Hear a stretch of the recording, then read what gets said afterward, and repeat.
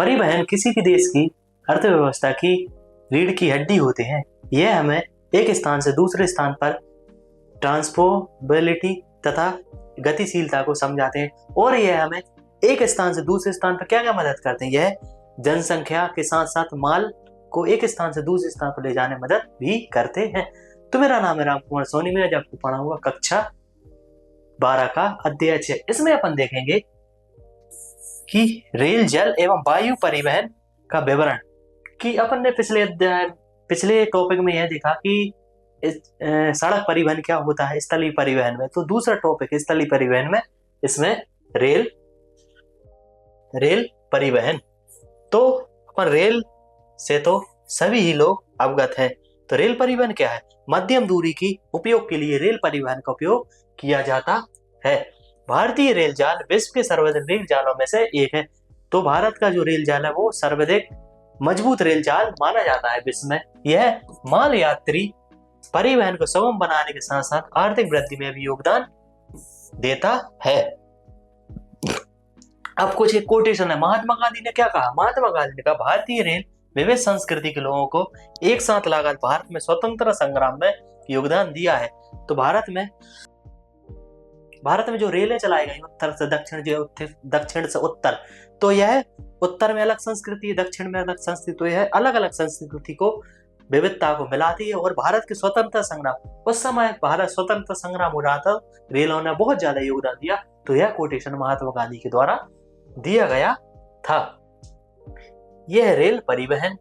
अब रेल परिवहन की स्थापना कब हुई थी? रेल परिवहन की स्थापना 1953 में मुंबई से ठाणे के बीच 34 किलोमीटर की रेल लाइन निर्मित की गई। सबसे पहले रेल लाइन कब निर्मित की? 1853 में। किसके द्वारा की गई? यह लॉर्ड डलहौजी के द्वारा इसका निर्माण किया गया। इसका निर्माण मुंबई से ठाणे के बीच 34 किलोमीटर की लंबाई में की गई। देश में भारतीय रेल सरकार का विशालतम उद्यम है। भारतीय जाल की कुल लंबाई कितनी है? इसकी लंबाई है लगभग 67,956, मतलब 68,000 के लगभग इसकी लंबाई है। इसका अति विशाल आकार केंद्रीकृत रेलवे प्रबंधन तंत्र पर अत्यधिक दबाव डालता है। अतः भारतीय रेल 17 मंडलों में विभाजित किया गया है। अब भारतीय रेल भारत का सबसे परिवहन तंत्र है। तो इसको संभालने के लिए भारतीय रेल को 17 तंत्रों में बांटा गया है। तो यह तंत्र कौन कौन से हैं? अब 17 तंत्र में है, जैसे कि पश्चिम मध्य रेलवे, उत्तर मध्य रेलवे, पूर्वी रेलवे, पश्चिम रेलवे, उत्तर रेलवे, दक्षिण रेलवे, इस प्रकार से 17 जोनों में इसको विभाजित किया गया है। अब अपन और देखें कि रेल की जो पटलियां होती हैं वो 3 प्रकार से बिछाई जाती हैं। सबसे पहले ही है बड़ी लाइन, इसको बोलते हैं अपन ब्रॉड गेज। इसमें 2 पटलियों के बीच कितना गैप होता है? इसमें 2 पटलियों के बीच दूरी कितनी होती है? इसमें दूरी होती है 2 पटलियों के बीच दूरी होती है 16.67 मीटर। ब्रॉड गेज की लंबाई कितनी है भारत में? इसकी लंबाई है 63,950 किलोमीटर। दूसरी है मीटर लाइन। इसमें 2 पटलियों के बीच की दूरी कितनी होती है? थोड़ी 1 मीटर से कम होती है। इसकी कुल लंबाई कितनी? इसकी कुल लंबाई है 2400 किलोमीटर। अब सबसे छोटी है छोटी लाइन, नैरो। इसकी 2 पटलियों के बीच की लंबाई कितनी होती है? इसमें होती है सिर्फ 1 मीटर से भी कम, लगभग 0.762 मीटर। इसकी भारत में कुल लंबाई कितनी है? सबसे कम है 1600 किलोमीटर। और यह कहां पर चलाई जाती है? यह चलाई जाती है पर्वतीय क्षेत्रों में, जैसे कि दार्जिलिंग में चलाई जाती है, इस प्रकार नीलगिरी में चलाई जाती है, इसी प्रकार कालका शिमला रेलवे इसी के उदाहरण के रूप में जाना जाता है। जैसे यह किसका उदाहरण है? यह छोटी लाइन का उदाहरण है। अब अपन देखते हैं कि जल परिवहन। जल परिवहन क्या होता है? तो जल परिवहन एक स्थान से दूसरे स्थान तक परिवहन करने का एक माध्यम है, और यह परिवहन का सबसे सस्ता माध्यम माना जाता है। क्यों? क्योंकि इसकी ट्रांसपोर्ट कॉस्ट बहुत ही कम होती है। जल परिवहन। भारत में जल यात्री तथा माल वाहन दोनों के लिए परिवहन की महत्वपूर्ण विधा है। यह परिवहन का सबसे सस्ता साधन कौन सा है? परिवहन का सबसे सस्ता साधन है परिवहन का जल परिवहन। यह किस लिए उपयोग किया जाता है? यह भारी एवं स्थूल सामग्री, स्थूल मतलब होता है बहुत कीमती सामग्री, को परिवहन के लिए सर्वाधिक उपयुक्त है। और इसमें ईंधन भी कम खपत होता है। क्यों? क्योंकि इसकी परिवहन लागत भी बहुत कम आती है और यह परिस्थिति की अनुकूल भी प्रणाली है। क्यों? क्योंकि ना इसमें वृक्ष काट रहे, ना इसमें किसी प्रकार की भूमि का ह्रास होता है। इसको पानी पर एक जहाज लेकर बस चला देते हैं, तो इसमें किसी भी प्रकार का पारितंत्र में कोई नुकसान नहीं होता है। अब इसके भी दो प्रकार पाए जाते हैं, जैसे कि एक है अंतरस्थलीय परिवहन और एक है महासागरीय। अंतरस्थलीय मतलब किसी भी देश के अंदर परिवहन होता है तो उसको कहेंगे अंतरस्थलीय, और एक है अंतर महासागरीय। एक देश से दूसरे देश के बीच जो परिवहन होता है उसको कहते हैं महासागरीय परिवहन। अब अंतरस्थलीय परिवहन में क्या क्या है शामिल? रेल मार्गों के आवागमन के पहले यह परिवहन प्रमुख विधा थी। जब भारत में रेल मार्ग का ओरिजिन नहीं हुआ था तो भारत में सर्वाधिक अंतरस्थलीय परिवहन में जल परिवहन का उपयोग किया जाता था। जब से रेल और सड़क का परिवहन का वो हुआ है तो इसको प्रतियोगिता मतलब इसके जो लागत है या इसकी जो ये कह सकते हैं कि जैसे कि स्थलीय जल परिवहन है, इसका जो जितना पहले प्रचलन था वो रेल और स्थल में क्या कहा गई बस या सड़क परिवहन, इसके आने से जल परिवहन को बहुत अधिक हानि पहुंचाई गई है। मतलब प्रतियोगिता का सामना करना पड़ा है। इसके अतिरिक्त नदी के जल को सिंचाई हेतु बांट देने के कारण इसके मार्गों के अधिकांश भागों में नौसेना युक्त नहीं रहे। अब जैसे कि भारत की जो नदियां हैं उनमें बहुत अधिक सिंचाई की जा रही है उन नदियों से, तो उनका पानी कम होता जा रहा है। तो भारत में इस प्रकार के स्थलीय परिवहन संभव था पहले, लेकिन अब धीरे धीरे कम होता जा रहा है। इस समय भारत में 14,500 किलोमीटर लंबा जल नौकायन हेतु उपलब्ध है। कितना है? सिर्फ 14,500 किलोमीटर, जो देश के परिवहन का लगभग सिर्फ 1%। कितना? सिर्फ 1%। इसके अंतर्गत इसमें क्या कहेंगे? इसमें नदियां, नहरें, पश्च जल तथा सक्रिय खाड़ियां आती है। तो इसमें अपन देखें अंतरस्थलीय परिवहन में क्या क्या आता है? इसमें नदियां भी शामिल है, नहरें भी, पश्च जल और सक्रिय खाड़ियां आदि इसमें शामिल होती है। दूसरा है महासागरीय महामार्ग, एक देश से दूसरे देशों को जोड़ते हैं। अब भारत में इसका योगदान कितना है? यह लगभग 75-70 किलोमीटर लंबा व्यापक समुद्री तट है। भारत की तटरेखा कितनी है? भारत की तटरेखा है लगभग 7517 किलोमीटर और 12 प्रमुख तथा 200 गौण पत्तन है। इस पर 12 प्रमुख और 200 प्रमुख पत्तन यानी बंदरगाह है मार्गों को संरचनात्मक आधार प्रदान करते हैं, जो इसकी अवसंरचना को बताते हैं। भारत की अर्थव्यवस्था के परिवहन के सेक्टर में महासागरीय मार्गों की महत्वपूर्ण भूमिका है। मतलब स्थलीय परिवहन की अपेक्षा जो महासागरीय परिवहन है उसमें इसका ज्यादा योगदान है, यह ज्यादा भारत में प्रचलित है। भारत में भार के अनुसार लगभग 95% और मूल्य के अनुसार 70% विदेशी व्यापार महासागरीय मार्गों के द्वारा होता है। भारत में अंतर सागरीय परिवहन क्यों कम है? क्योंकि भारत में उच्चा बचा देखे भारत में नदियों में पानी कम इसलिए है, कम है। समुद्रों के अधिक इसलिए होता है क्योंकि तकनीकी भी अधिक है और भारत में अच्छी अच्छी जहाज, इसलिए इसका उपयोग अधिक किया जाता है। अंतर्राष्ट्रीय व्यापार के साथ साथ इन मार्गों का उपयोग देश की मुख्य भूमि पर तथा द्वीपों के बीच परिवहन के लिए भी होता है। अब जैसे कि ये एक देश से दूसरे देशों के बीच परिवहन होना ही अंतरराष्ट्रीय परिवहन कहलाता है। अब भारत के राष्ट्रीय जलमार्ग देखते हैं। सबसे पहले राष्ट्रीय जलमार्ग 1, यह कहां से कहां तक है? पहला जलमार्ग है प्रयागराज से हल्दिया। इसकी लंबाई कितनी? इसकी लंबाई है 1620। इसकी लंबाई है 1620 किलोमीटर। यह भारत के सबसे महत्वपूर्ण जलमार्ग में से एक है, जो यंत्रीकृत नौकाओं पटना तक, साधारण नौकाओं द्वारा हरिद्वार तक नौका योग्य है। मतलब ये कह सकते हैं कि भारत का पहला राज्य राजमार्ग क्या है? प्रयागराज से हल्दिया। इसको 3 भागों में बांटा जाता है, जैसा है पहला हल्दिया फरक्का 560 किलोमीटर, दूसरा है फरक्का से पटना 460 किलोमीटर, तीसरा है पटना से प्रयागराज 600 किलोमीटर। इस प्रकार से इसकी लंबाई है 1620 किलोमीटर। दूसरा है राष्ट्रीय राजमार्ग 2, यह है सादिया से धुबरी पट्टी। इसका विस्तार कितना है? 891 किलोमीटर। यह कहां पर स्थित है? यह है ब्रह्मपुत्र नदी के स्टीमर जो है डिब्रूगढ़ तक नौकायान योग्य है। जो डिब्रूगढ़ है असम का, वहां तक यह नौकायान योग्य है। इसका भारत व बांग्लादेश साझेदारी प्रयोग करते हैं, मतलब भारत और बांग्लादेश इसका उपयोग करते हैं। तीसरा राजमार्ग है कोल्लम से कोट्टापुरम। इसके अंतर्गत क्या है? इसके अंतर्गत आएगा जैसे चंपारण 14 किलोमीटर और कुछ उद्योग मंडल की 13 किलोमीटर की नहरें आती हैं। चौथा है राष्ट्रीय राजमार्ग काकीनाडा से पुदुचेरी। इसमें गोदावरी व कृष्णा नदी का योगदान रहता है। गोदावरी कृष्णा नदी के माध्यम से इसका उपयोग किया जाता है। पांचवा है माताई नदी महानदी के डेल्टा चैनल ब्रह्माणी और पूर्वी तटीय नहर के साथ ब्रह्माणी नदी का विशेष विस्तार, मतलब यह पूर्वी जल मार्ग है।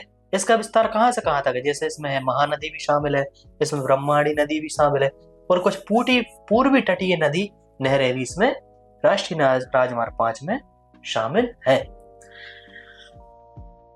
तो ये था जल परिवहन। अब देखते हैं वायु परिवहन। वायु परिवहन सबसे महंगा और सबसे कम समय में एक स्थान से दूसरे स्थान पर जाने वाला साधन है वायु परिवहन। वायु परिवहन एक स्थान से दूसरे स्थान तक आवागमन के लिए तीव्रतम साधन है। इसमें यात्रा समय को, मतलब इसमें दूरियों को कम कर दिया गया है और समय को भी कम कर दिया। मतलब एक स्थान से दूसरे स्थान पर जाने के लिए पैसा तो अधिक खर्च हो जाता है, लेकिन जो समय की बहुत अधिक बचत हो जाती है। इसका उपयोग कौन करता है? इसका उपयोग ज्यादातर अमीर लोग या बड़े मंत्री लोग करते हैं, जिनको बहुत अधिक इमरजेंसी की जरूरत है, वह इस प्रकार वायु परिवहन का उपयोग करते हैं। भारत में यह विस्तृत देशों के लिए बहुत ही आवश्यक है, क्योंकि यह दूरियां बहुत लंबी है तथा भूभाग एवं जलवायु दशा विविधतापूर्ण है। अब इसमें बताया गया कि वायु परिवहन भारत के लिए बहुत अधिक महत्वपूर्ण। क्यों? क्योंकि भारत एक समतल देश नहीं, भारत में उच्चावच बहुत अधिक और भारत में बहुत अधिक जलवायु दशाएं भी आ जाती, तो एक स्थान से दूसरे स्थान तक लंबी दूरी तय करने के लिए वायु परिवहन आवश्यक है। भारत में वायु परिवहन की शुरुआत कब की गई? इसकी शुरुआत 1911 में इलाहाबाद से नैनी तक 10 किलोमीटर की दूरी हेतु एक डाक नैनी से इलाहाबाद तक 10 किलोमीटर की डाक भेजने के लिए वायु परिवहन की पहली शुरुआत की गई थी। भारतीय वायु प्राधिकरण एयर अथॉरिटी ऑफ इंडिया भारतीय वायु क्षेत्र में सुरक्षित, सक्षम वायु यातायात वैज्ञानिक संचार सेवाएं प्रदान करने के लिए उत्तरदायी है। तो वायु परिवहन का संचालन कौन करता है? इसका संचालन करता है भारतीय वायु प्राधिकरण। एक और है जैसे पवन हंस, एक हेलीकॉप्टर सेवा है जो पर्वतीय क्षेत्रों में सेवारत है। तो पेपर में क्वेश्चन पूछा जाता, पवन हंस क्या है? पवन हंस एक हेलीकॉप्टर सेवा जो पर्वतीय क्षेत्रों में अपनी सेवाएं देती है। यह है हवाई जहाज वायु परिवहन का एक उदाहरण। अब है भारत में तेल एवं गैस पाइपलाइन। तो एक स्थान से दूसरे स्थान तक दुर्गम क्षेत्रों में आसानी से किसको बिछाया जाए? आसानी से गैस एवं पाइपलाइन को बिछाया जा सकता है और इनके द्वारा एक स्थान से दूसरे स्थान पर तरल प्रकारी सामग्री को भेजा जा सकता है। पाइपलाइन गैस एवं तरल पदार्थों की लंबी दूरी तक परिवहन हेतु अत्यधिक सुविधाजनक सक्षम परिवहन प्रणाली है। एक स्थान से दूसरे स्थान पर आसानी से इनको भेजा जा सकता है। यहाँ तक कि इनके द्वारा ठोस पदार्थों को घोल बनाकर या गाढ़ा में बदलकर परिवहन किया जा सकता है। जैसे कि कोई ठोस पदार्थ है, उनको बिल्कुल पीसकर पानी के साथ प्रेशर से एक स्थान से दूसरे स्थान पर भी परिवहन किया जा सकता है। इससे परिवहन क्या करते हैं? इससे पेट्रोलियम एवं प्राकृतिक गैस मंत्रालय के प्रशासन के अधीन स्थापित इंडियन ऑयल लिमिटेड कच्चे तेल एवं प्राकृतिक गैस के अन्वेषण, उत्पादन और परिवहन में संलग्न है। तो इसके द्वारा क्या भेजा जाता है? इसके द्वारा प्राकृतिक तेल भेजा जाता है, क्रूड ऑयल भेजा जाता है, प्राकृतिक गैस भेजी जाती है, और कुछ ठोस वस्तुएं हैं उनको सैलरी करके, पतला करके, तेज प्रेशर के, पानी के प्रेशर के साथ उनको भेज दिया जाता है। अब इसे 1959 में एक कंपनी के रूप में नियमित किया गया। किसे? तेल एवं गैस पाइपलाइन को। एशिया की पहली 1157 किलोमीटर देश पर यह पाइपलाइन असम के नहर तटीय क्षेत्र से बरौनी के तेल शोधन तक निर्माण आईओएल ने किया। भारत में सबसे पहली पाइपलाइन कौन सी है? भारत में सबसे पहली पाइपलाइन असम के नहर कटिया से बिहार के बरौनी तक बिछाई गई। इसको किसने बिछाया? इसको बिछाया इंडियन ऑयल लिमिटेड ने इसका निर्माण किया था। यह कितने किलोमीटर लंबी है? यह है 1157 किलोमीटर।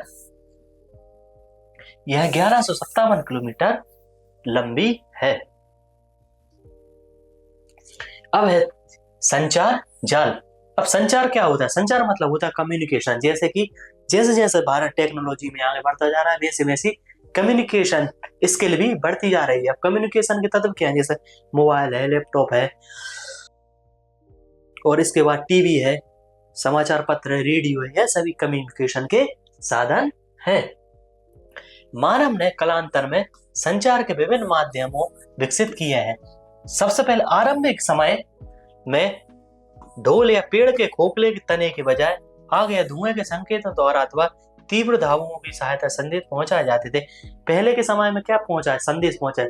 आग जला दी, धुआं निकल गया, तो वो समय संदेश पहुंचाए जाते। लेकिन वर्तमान समय में ईमेल करके, व्हाट्सएप करके, फेसबुक करके एक स्थान से दूसरे स्थान तक संदेश भेजे जाते हैं। उस समय क्या घोड़े, ऊंट, कुत्ते, पक्षी, अन्य पशुओं से संदेश पहुंचाने के प्रयोग किया जाता। पुराने समय में जैसा कबूतर है, घोड़ा है, कुत्ता है, बैल है, इनके द्वारा संदेश एक स्थान से दूसरे स्थान तक पहुंचाए जाते थे। क्यों? क्योंकि उस समय भारत के पास तकनीकी का बहुत अधिक अभाव था। आरंभ में संचार के साधन परिवहन के साधन होते थे। अब जैसे डाकघर है, तार, प्रिंटिंग प्रेस, दूरभाषा, उपग्रह की खोज ने संचार को बहुत त्वरित एवं आसान बना दिया।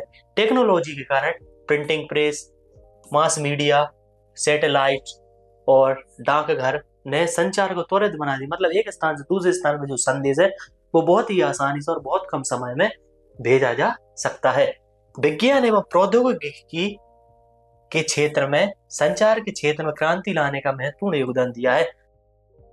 मतलब संचार के क्षेत्र में क्रांति कौन लाया? संचार के क्षेत्र में क्रांति तकनीकी के माध्यम से आई है। जब तकनीकी के माध्यम से क्या आ गए? मोबाइल आ गए, टीवी आ गई, टेलीफोन आ गए। अब मोबाइल में भी जीमेल आ गए, इसमें भी ईमेल आ गए, इसमें भी फेसबुक आ गई, व्हाट्सएप आ गया। तो इसके माध्यम से संचार बहुत ही सुगम एवं सरल माध्यम बन गया है। संदेश पहुंचाने के लोग संचार की विविध विधाओं का उपयोग करते हैं, जैसे कि टीवी है, मोबाइल है, रेडियो है, टेलीफोन है आदि। यह संचार यह है, इसको क्या कहते हैं? इसको कहते हैं नेटवर्क।